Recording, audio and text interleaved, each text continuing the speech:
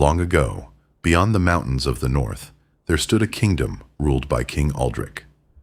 The people called him the Winter King. Upon his head, he wore an enchanted crown forged from ancient gold, with stones as blue as frozen stars.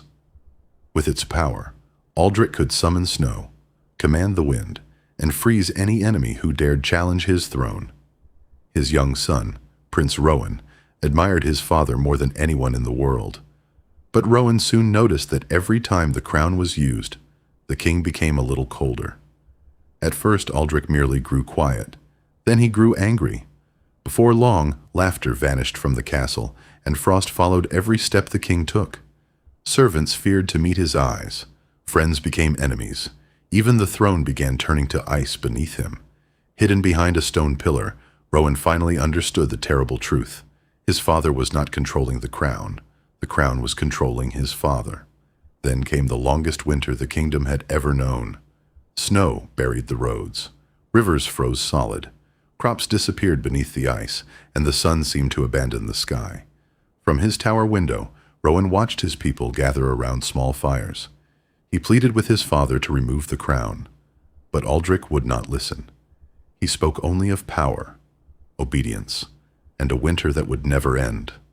Then, one night, King Aldric mysteriously disappeared. The guards searched every chamber, but found only drifting snow and an empty throne. The enchanted crown remained upon its cushion, glowing in the darkness. The royal court believed that the Winter King had died. Rowan knew better. The prince had studied the oldest books in the castle. King Aldric had used the crown to bind his spirit to it. As long as the crown remained whole, the ghost of the Winter King could return and take control of whoever placed it upon their head. Rowan knew what he had to do. While the castle slept, the child prince carried the crown into a forgotten workshop. He raised a silver hammer with both hands. The first strike cracked the frozen gemstones. The second filled the room with blue fire. With the third, the crown shattered into pieces. A furious voice echoed from somewhere beyond the castle walls. But Rowan did not run. He gathered every fragment before the spirit of the Winter King could escape. The prince hid the pieces throughout the castle. One vanished near the old fireplace. Another was concealed beneath a lamp. The remaining fragments were protected by frozen messages, secret letters, and puzzles that only the cleverest adventurers could solve. Rowan left a warning for anyone who might someday follow his trail.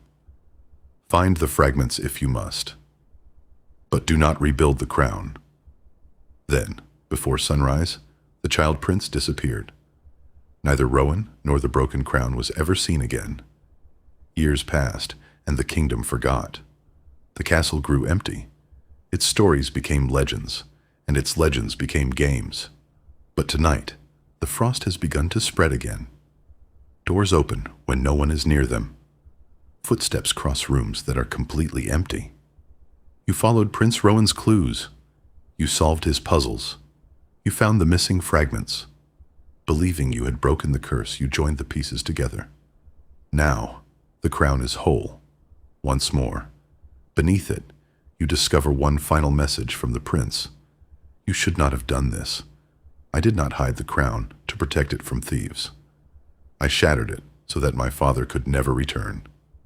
The crown is not his symbol. It is his doorway. Now that you have made it whole, the Winter King can cross back into our world. If the frost has already begun to spread, then you have very little time. Find me before he finds you. Prince Rowan.